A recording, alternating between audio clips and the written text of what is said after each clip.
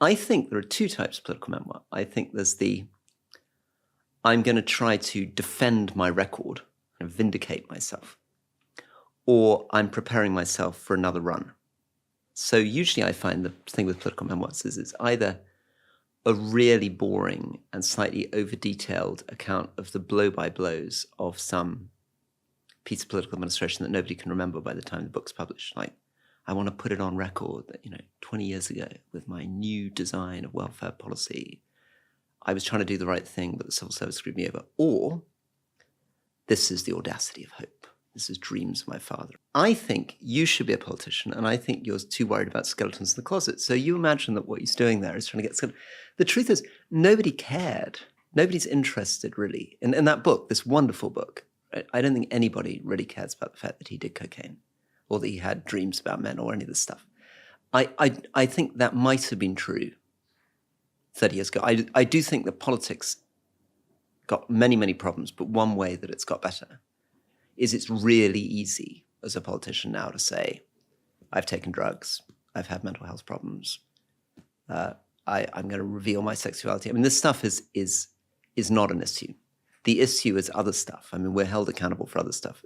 Your personal lifestyle choices were things that killed people in the 1990s in terms of their political careers. And now I can't think of any politician active really in British politics today whose personal lifestyle choices has any impact on their. But even then, I mean, when I came out and said that I smoked opium in Iran when I was running for leadership, and then Michael Gove was out for doing cocaine, and people said, oh, this guy Gove was very, very strict on crime and was all about like putting people away for touching drugs and made these very moralistic speeches. It was like a 4-hour sensation. It had no abiding impact on him at all.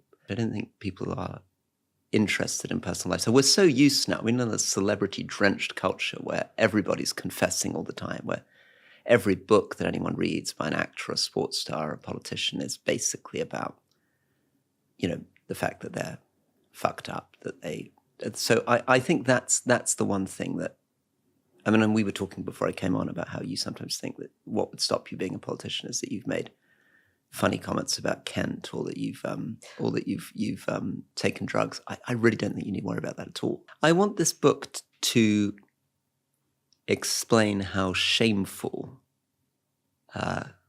politics has become, how much worse than any conceivable version of ourselves we've become. And maybe that's too grand, but the gap, I suppose, between the way in which we perceive politics and the reality of what it is, the kinds of corroded personalities that are formed, not just in the Conservative Party, but in all parties, the way in which campaigning and the media cycle and the whips and the parties turn you into something you don't want to be. So it's about the moral damage of politics and the ways in which I believe that moral damage stops you from being able to govern well, that there's a connection between kind of dissolution of these institutions and the very poor quality of government. And I suppose the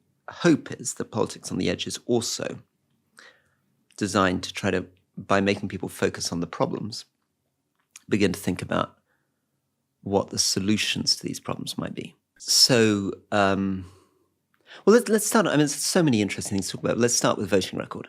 So the voting record, and then this is something I try to explain in the book, there's a lot about voting record at the moment. I mean, the basic deal on me is somebody says something nice about me, and then Twitter is full of people like saying, look at his horrible voting record, right? The voting record tells you nothing really about me, except for the fact I was a member of the Conservative Party. Ditto, if you were to put up the voting record of a Labour MP, it doesn't tell you much about them. It tells you that they're a member of the Labour Party. There are a few exceptions. Jeremy Corbyn rebelled a lot. Jacob Rees-Mogg rebelled a lot in the Conservative Party. But by and large, the British political system, and I try to explain why, for better or worse, is a system where parties are very disciplined and people don't rebel and they deliver on the manifesto. So for me, I accepted that when people vote in a constituency for a Conservative MP or a Labour MP, they are not voting primarily for me as an individual. They're voting for a party, and they expect the party to deliver that manifesto. And in some ways, let me sort of flip it around. If you were a Labour voter and you had voted for a manifesto which included, I don't know, a wealth tax and an increase to welfare benefits, and your local Labour MP was like, in the agonized depths of my soul, I've decided I don't want to do that because, my view on the fiscal position of the country is different, you would legitimately be pretty angry. You'd be like, no, I voted Labour, I wanted Labour, I barely know who this person is. And if they've actually done that, they've actually betrayed the whole thing. So I think systems which believe, and this is what the they work for you voting record stuff believes, that every individual is making a principled decision on every vote, are 18th century systems. They're not how democracies work. They're not how parties work. They're systems, in fact, where you end up often, and this is the point that Burke makes about the 18th century, with corruption, because you end up with individual MPs selling their votes on every subject. And the whole thing gridlocks while I sit there stroking my chin and saying, oh, I'm not really sure about, line 7 of the budget. But maybe, if you pork-barreled your way to, dueling the A66 in my constituency, I could find my way to voting for the VAT on pasties. So I think, for me, you keep your rebellions against your party for the really big issues. And for me, there were constitutional issues, and ultimately there was an issue about Boris Johnson and his version of Brexit, which I couldn't support. But at that point, you have to understand that that's not staying in the Conservative Party, that's leaving the Conservative Party. So I resigned from the cabinet, I was thrown out of the Conservative Party, I became an independent. That's what the cost of rebellion is. So the voting record tells you that I'm a Tory, and if you hate Tories, you hate me. But it doesn't tell you much about me. To take it to the extreme, as a government minister, there is collective responsibility. If you vote against the government once, you have to resign as a minister. So you simply cannot, in the period from 2015 to 2019 when I was a minister, every vote is a choice between either continuing to do your job as a prisons minister or an environment minister and get your policies through, or resigning. Yes, but it only works if very, very few people are doing it. A system in which the majority of MPs are doing that on every vote is an unworkable system. The Labour government would not be able to deliver its manifesto. I could have decided that I could come in and be Jeremy Corbyn or Kate Hoey. So I could have been a backbencher applauded by a group of people who developed a little Rory cult. I would never have been a minister. I would never have been in government. I would never have been able to achieve any of the things I want to do. I'd gone into politics to change things, not to be a commentator. And I think backbenchers who take those positions, very understandably, essentially become commentators. They're not governing. Of course. Obviously,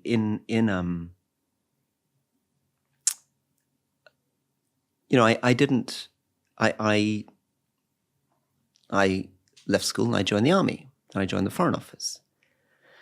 Then I ran an NGO, then I worked in university, and then I became a politician. I never wanted to be a commentator. I like running things. And look, I'm very lucky to be able to talk on the podcast, but if you honestly said to me, would I rather be Prime Minister or would I rather be presenting a podcast, I would rather be Prime Minister. No, I was a Conservative. Not this type of Conservative, not a Boris Johnson, Liz Truss, Rishi Sunak Conservative, but I'm a sort of old-fashioned Tory, which is a very difficult thing to explain. So what did it mean to me? It meant that I had seen in Iraq and Afghanistan New Labour for being a technocratic, centralizing project that was projecting rigid fantasies onto people's lives, that was, in Afghanistan, insensitive to local communities, to landscape, to texture, to culture. And I feel as a lived experience that I believe in tradition, particular kind of love of country. I believe in restraint at home, prudence abroad, landscape, the wisdom of local communities. These are the kind of things that made me a conservative. Oh, I think we mean very different things. I mean, people often say to me, I don't know you well enough, but people often say to me, why are you not a Labour MP? And yes, it's true. There are many things I agree with the Labour Party on.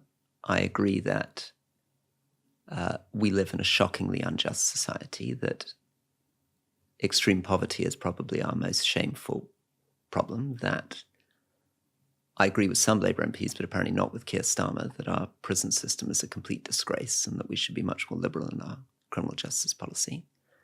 Obviously, I voted for gay marriage. I voted to increase international development spend to 0.7% GDP. I voted for net zero, etc. So the question then is, well, why are you not Labour?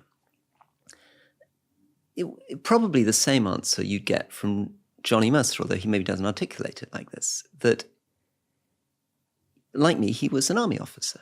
He was an army officer much longer than I was an army officer, a very brief period. But if you think about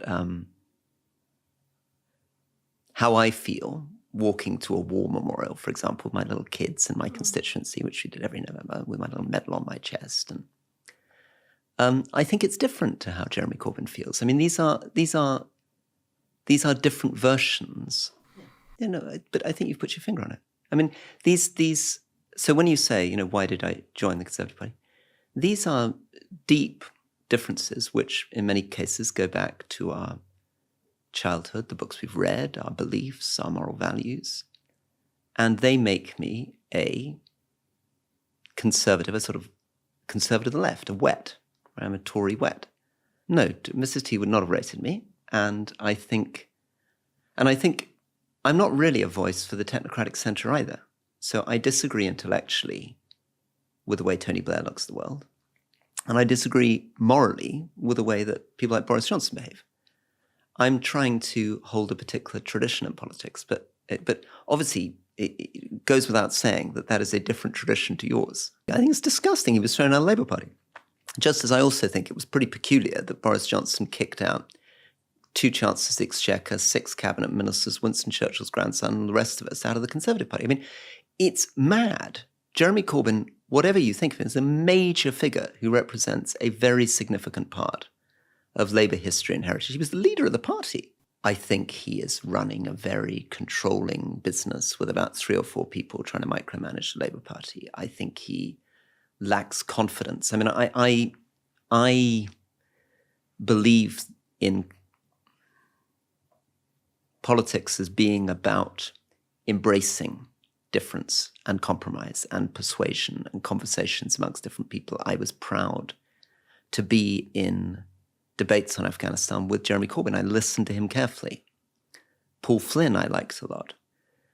And I think that Parliament is better when it encompasses those people. Now, I don't think that's necessarily about the voting record, but I definitely think it's about voices and personalities. I found him thoughtful, courteous, and he was much closer to being right about Afghanistan and Iraq than most of the Labour or Conservative parties. I think, like all of us, and probably true of me too, sometimes ideology got in and sometimes he simplified things. But broadly speaking, his fundamental insight, which was that these things were a mess, that we entirely lacked, we, the United States and Britain, lacked legitimacy, lacked knowledge, lacked power, and that our presence there was fundamentally unwelcome, and that the idea of putting in 100,000 troops and spending $150 billion a year to try to nation build someone else's country was mad, was correct.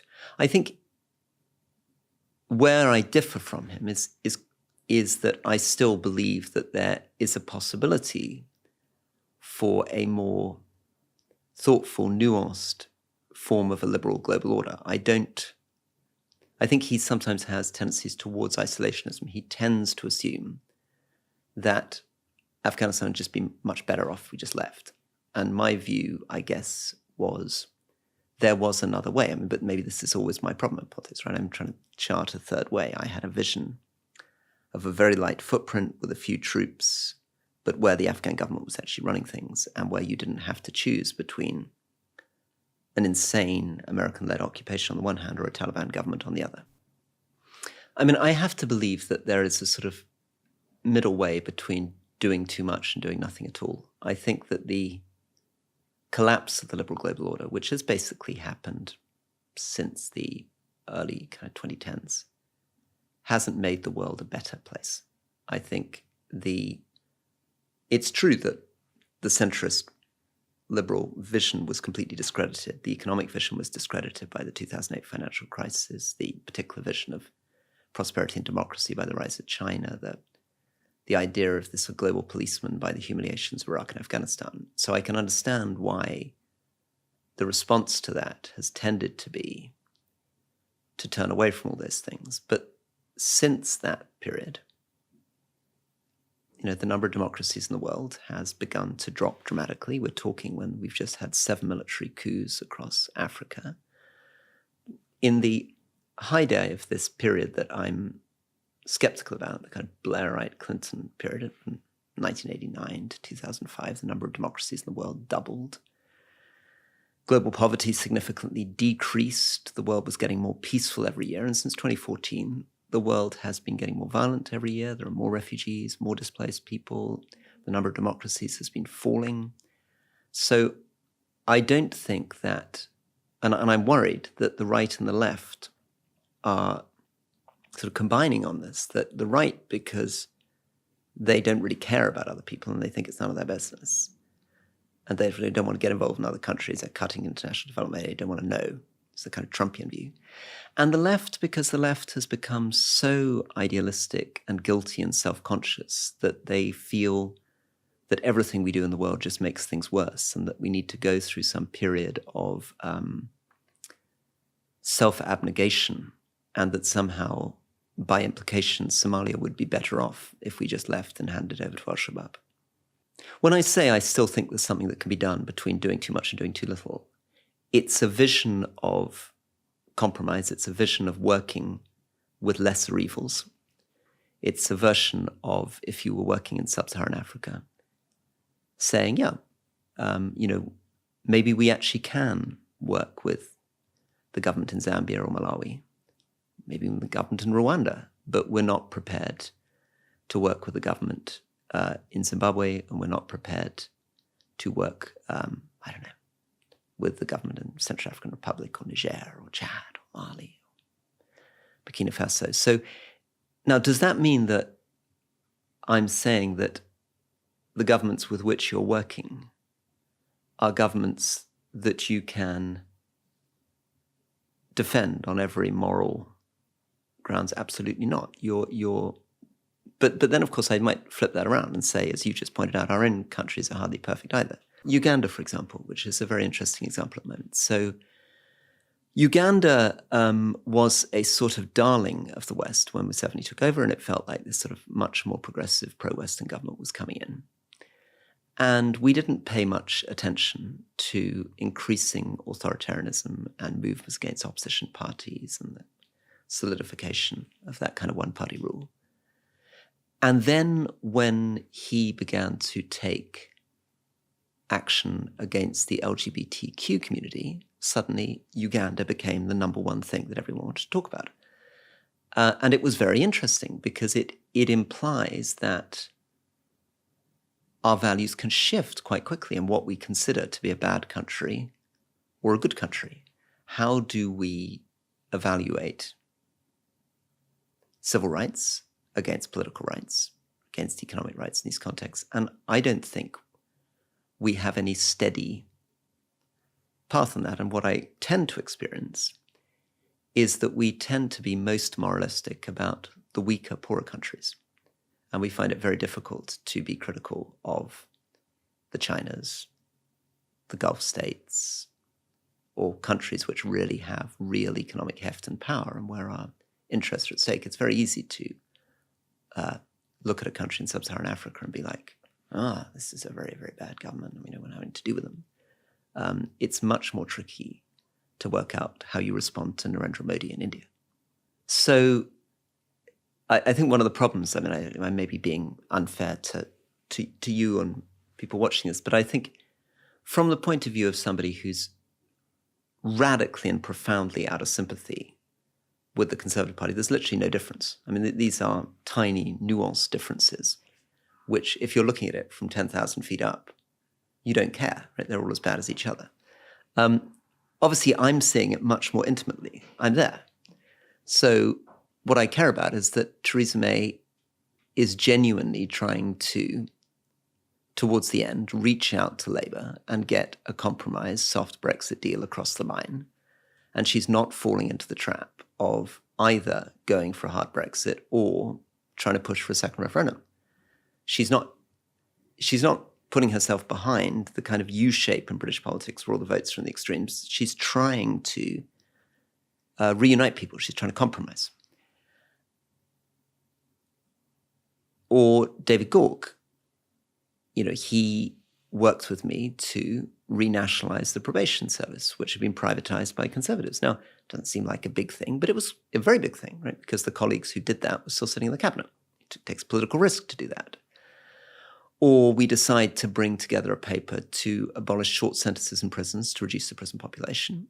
Again, you're taking risk against the Daily Mail. I had a big front page saying minister gives green light to criminals, etc. So I think a bit like anyone listening who works in any institution, you begin to get a sense in your office or your charity or your company or your department that there are good people and bad people. Now, structurally, maybe we're all bad people, but obviously I believe in the importance of moral character. I don't fundamentally see the world in terms of fundamental economic structures. So it's not the evils there, parliamentary colleagues. It's that Boris Johnson, if I was trying to describe what I find wrong about him, he lied to the Queen in order to lock the doors on Parliament, in order to drive through a Brexit deal that had no consent from the legislature.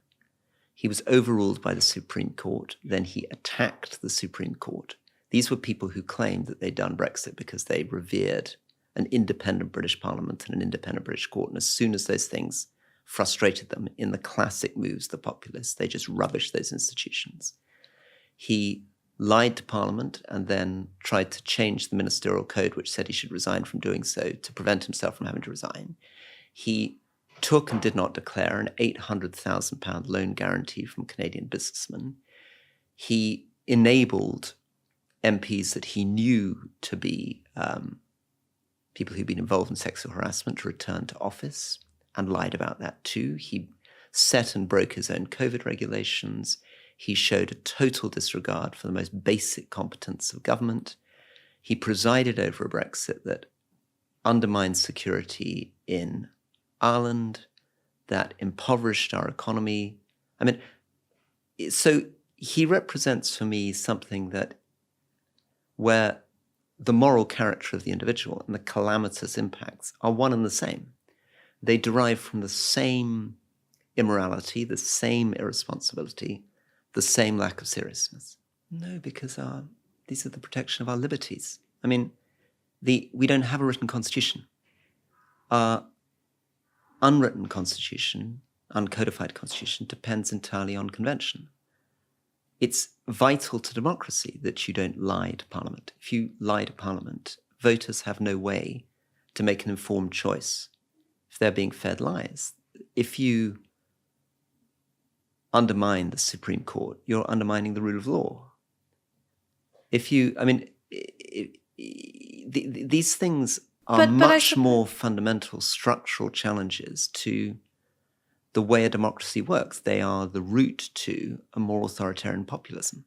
That was the most terrible thing to do. I mean, I'm not defending the hostile environment. I mean, I'm not defending shredding people's immigration cards or lying about them. I mean, that is a terrible thing to do. But I think you also have to say, look, that is a terrible thing, but that does not mean it doesn't matter that Boris Johnson lied to Parliament, because that's where populism comes from. Populism is about finding a justified complaint, right? A wrong, a real wrong, and using that to trivialize the protections of our constitution and our democracy. Things are so bad, I don't give a flying F about Parliament, lying to Parliament, rule of law, the Supreme Court, because things are so bad, I want to change it. It's the instinct of the populist, it's the instinct of the revolutionary. It is everything that I'm against. People who, if they made decisions that were deeply damaging, I felt were able privately to discuss those things, to own them, to acknowledge their mistakes. They may not always have done so in public, but that was not true of Boris Johnson. Confronted with some calamitous error that he'd make, he would just make a joke about it. I think if you sat down, I don't know whether she's ever prepared to open up, but if you sit down with Theresa May and you were to make that thing, I imagine she'd feel very defensive. But I also believe that she's somebody who's capable of reflecting on that in a way that I don't think Boris Johnson is. I think the risk of that, I mean, I can understand why you don't care. It seems like a kind of luxury to care. But the risk of that is that by not being attentive to the individuals and the way that the system works, these solutions that are produced are not solutions to the real problem. I mean, our democracy relies on people actually understanding how it works, not othering people. You know, we are projecting onto MPs a very peculiar vision, which we would never project onto a doctor or a teacher or any other human being. Right? When it's really important that we can empathize and criticize them as individuals and their moral choices, because if we can't do that, we're not understanding what's going on. If you think, as many people seem to, that the Tory party is a fundamentally kind of evil operation, where we're literally rubbing our hands together being like, how am I really going to fuck over poor people? How am I really going to make people's lives as miserable as possible? Because what I really get pleasure out of is destroying things, killing people. Right? I really want to kill 150,000 people with austerity. That's my aim, right? That we are somehow kind of genocidal maniacs. It's not true. I mean, let me just begin with it. It's just not true. And I think understanding the truth and focusing on the details and caring about the details and truth is really important for engaging with the political system. And I think projecting onto people a vision of them, I think is not helpful, because it's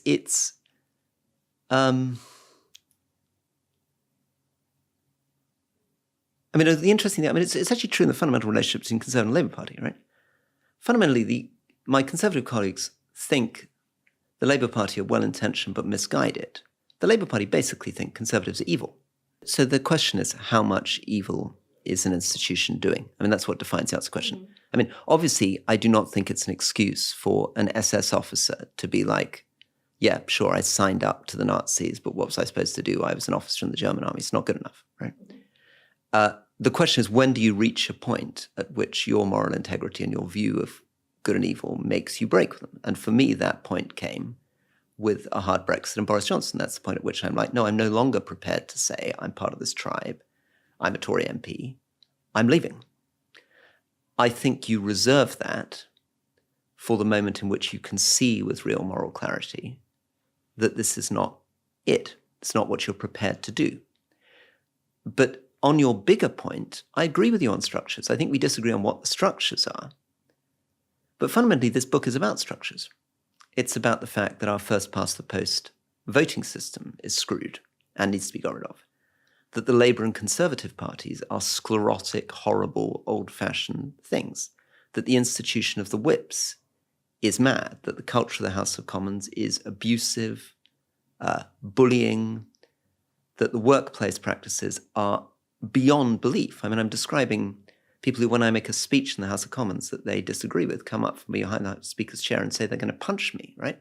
This is not normal. This is not normal in the workplace. I'm obviously not telling you. So I think the system, the structures are fundamentally screwed. But my alternative to them is something that feels more like a New Zealand proportional representation electoral system, with smaller parties, fresh blood, more coalitions. It's a system where I want ministers to stay in for a minimum of 2 years instead of being reshuffled every few months. And I suspect from your point of view, that's tinkering around the edges, because I'm still defending an improved version of a liberal democracy. Yeah, I think that for better or for worse, a country that has an unwritten constitution and this kind of parliament is deeply dependent on the particular, too dependent on the particular values and unwritten conventions of the people in the place. And parliament literally means a talking shop in French. And this thing was set up for oratory and rhetoric and debate. The way in which people processed things in the 19th century was through talking very, very deftly and precisely and beautifully about problems. If you read the debate in the 1860s on an intervention in Afghanistan, the level of knowledge, the fluency of the arguments, I think actually really helped to prevent what would have been a catastrophic British involvement between the First and Second Anglo-Afghan Wars. And that's utterly lost. And it's been lost for a number of reasons. It's been lost because there are no longer people who've been trained to do that. It's been lost because the newspapers don't report. I mean, the Times used to carry parliamentary speeches on its front page. You'd read every word of them. We've gone to a world in which Parliament is marginalised. It doesn't really matter. I mean, it's one of the things you were saying to me on the outside BBC, so I thought was very interesting. You were saying, listen, really part of your problem is that you still think that Parliament matters. It doesn't matter. It's about money. It's about the media. It's about bankers. It's about big financial structures. And really the story of the 20th century compared to the 19th century is that actually in the 19th century, Parliament was a much more significant institution with fewer competitors, and we now live in a much more complex, vigorous world with a much richer, more diverse civil society surrounding. It's not very surprising that what happens in Parliament doesn't really matter. I mean, I've been reading a biography of Lawrence Sterne, who wrote the amazing book Tristram Shandy, and he was a political activist for the Whigs in Yorkshire in the early to mid 1700s. The most important thing in defining these campaigns will be a 8-page, incredibly beautifully written, elaborate satire using Latin quotes, bizarre references, pokes at other people's anonymity. I mean, it's a really complicated bit of prose. And when it works in a broadsheet, it's like reprinted in the London broadsheets, and everyone's like, whoa, we've just lost the York election because this guy's just written something which today you would really kind of struggle to get into the Paris Review. So, and why is that? That's because the electors of York are a few hundred doctors, clergymen, school teachers, and property owners who think that politics is about reading 6-page screeds and newsletters. We obviously do not live in that world. We live in a mass democracy in which most people spend about 9 minutes a day thinking about politics. That's another big change, right? The 18th and 19th century was obsessed with politics, particularly men, because men were voters, really felt that this was the subject. They would bore on about it at dinner. They would read books about it. Gladstone would address crowds of kind of 20,000 people. I think, well, so Michael Ignatieff, who's this friend of mine who ran to be the leader of the Liberal Party in Canada, acknowledges this head on. And he would say, and he says, I quote him in Politics on the Edge in this book, and he's just written a review in The Atlantic in which he basically says, as far as he's concerned, that he and I are basically the same person. We come from these sort of liberal, in his case, kind of Russian aristocratic background, and that we are living out fantasies of public service which have more to do with our parents and grandparents than it really has to do with the modern world, and that this doesn't make any sense because you end up thinking, and maybe his analysis of the book is this is somebody who thinks he's sort of too clever and too honourable for everybody else, and that he doesn't get what he would say is that's almost the reverse of what you would say. He would say Rory doesn't get that politics is a team sport. He doesn't get that it's all about loyalty.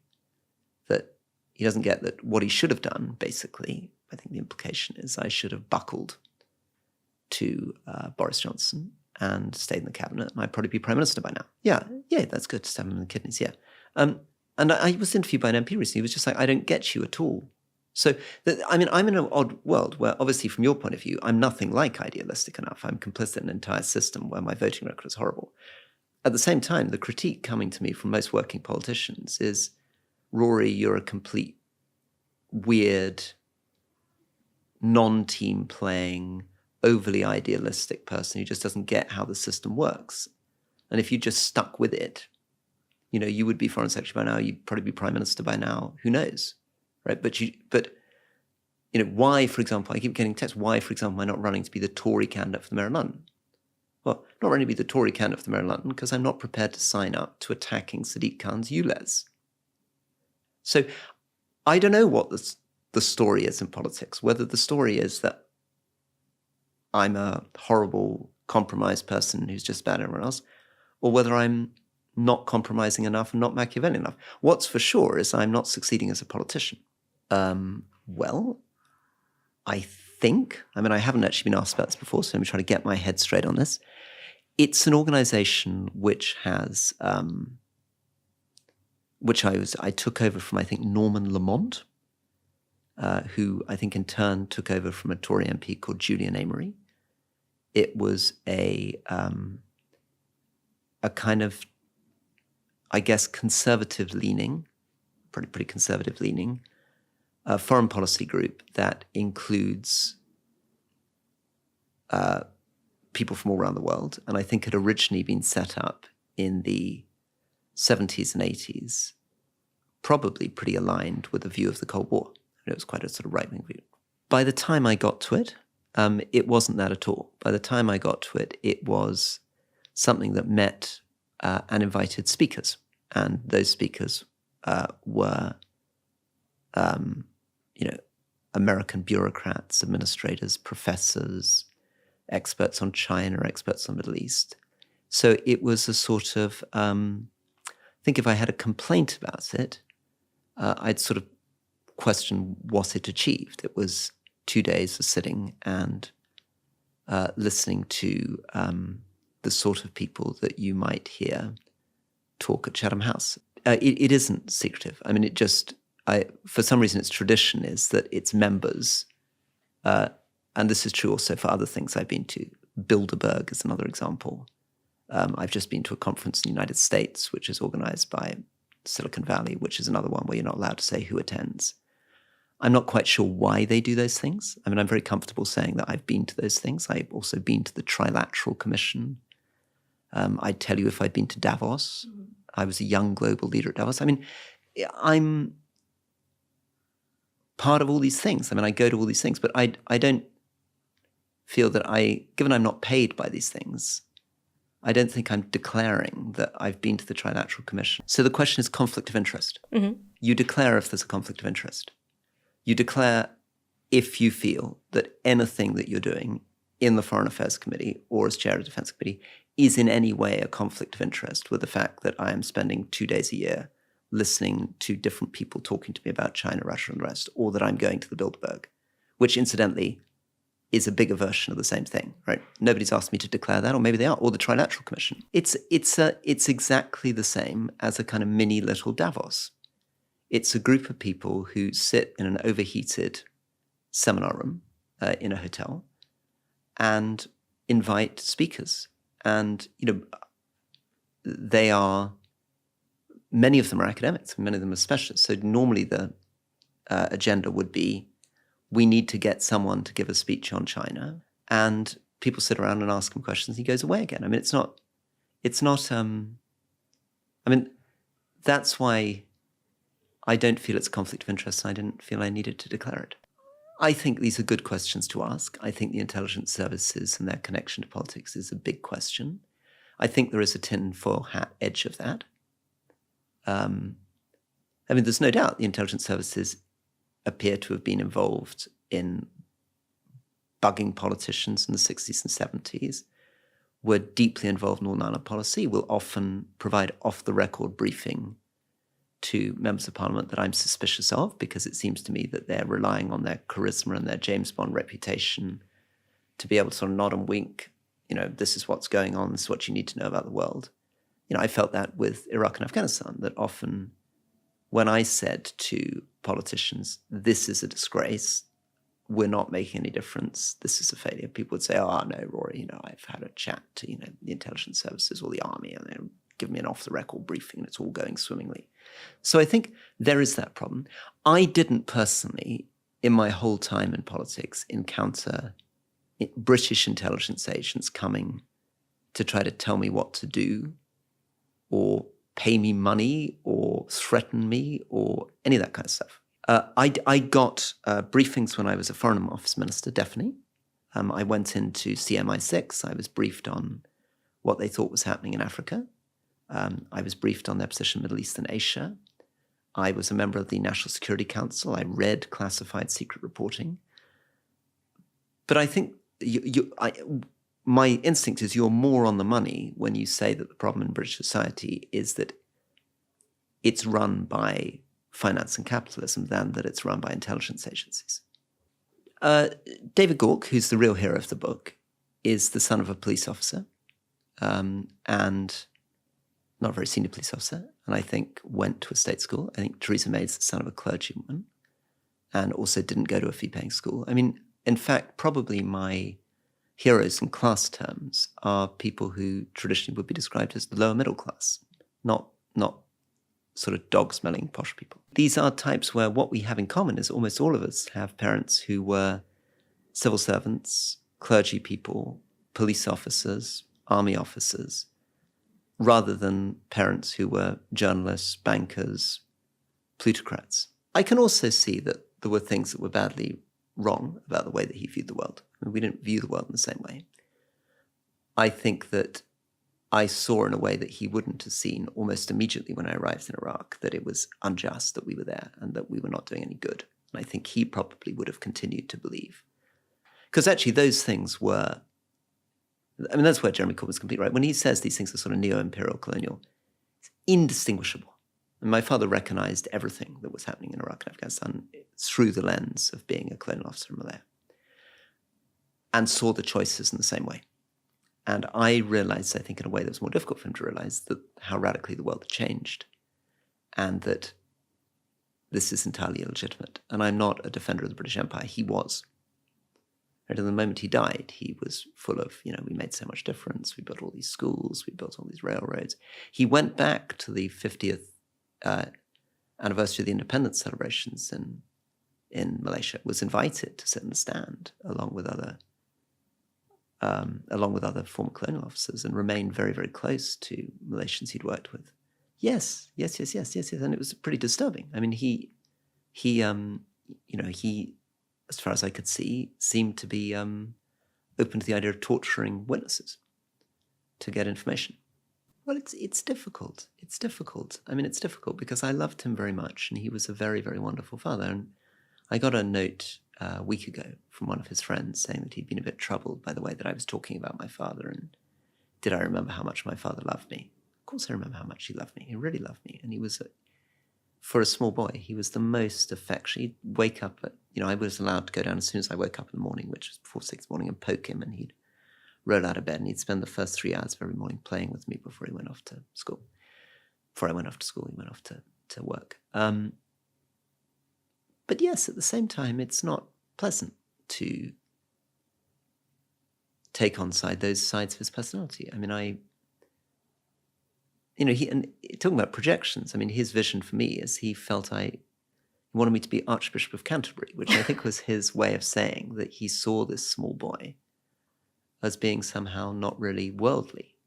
And for him, being worldly, I mean, he would never have, if George Osborne had, I mean, he said this to me at the time, George Osborne said to me, if you go and vote against me, I'm not going to promote you for 5 years.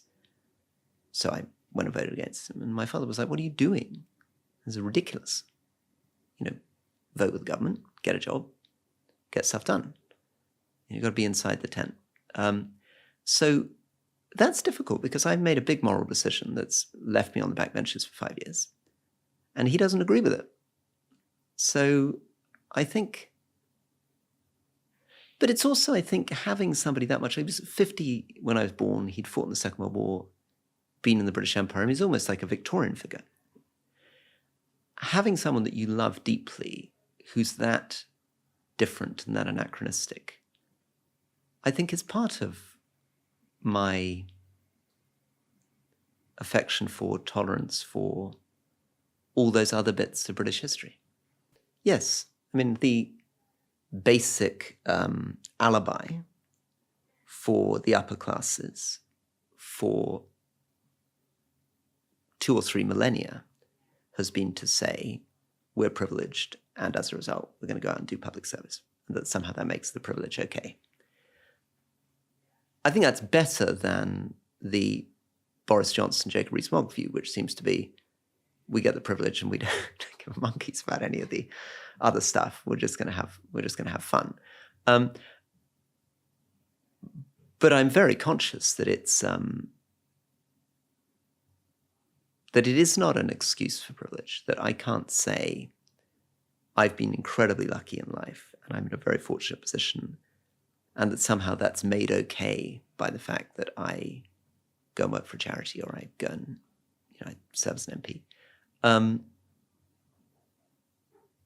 And I struggle all the time because I don't know whether I'm doing any good. I mean, I failed to defeat Boris Johnson. I failed to stop no-deal Brexit. I failed to stop my party lurching towards the populist right. I'm deeply, deeply unpopular with many, many people in the country on both right and left who think that I'm a sort of pusillanimous, insincere, fast-talking huckster who's somehow trying to present himself as a secular saint. So I have absolutely no idea whether it makes sense to say that I have a duty in life to try to continue to engage in public service, or whether I just walk away from the field and say, all I do is cause trouble. And I think this relates slightly to our earlier conversation about, what's the position of the global north against the global south? Are we saying, got all this privilege and therefore we have a duty to try to make the world a better place? Or are we saying, actually, the whole thing is so screwed, this injustice is so extreme, our position is so compromised, we'd be better just backing off and not pretending to get involved? My solution to this is radical decentralization. My solution to this is to say we need to smash up the power of Westminster and drive power down to much, much more local level, that where I think both the Labour Party and the Conservative Party are part of a conspiracy of madness is that they're centralizers. They're people who are trying to draw power into the centre rather than give it away. I definitely don't want to be politicians. I wouldn't recommend it to anyone. I mean, I'm certainly teasing you by trying to encourage you to do it. It is the most painful, unpleasant job imaginable. And I really think that encouraging people to do it, you encourage people to go into politics because you feel you ought to encourage people to go into politics because you want to live in a world where good people are going into politics. Right? I like the idea of someone like you going to politics. But if you honestly said to me, if you'd flipped it around and said, Rory, I'm thinking of going to politics, what's it going to be like? I would have given you a 1-hour lecture on why you are making a massive mistake and it's a horrible thing to do to your life.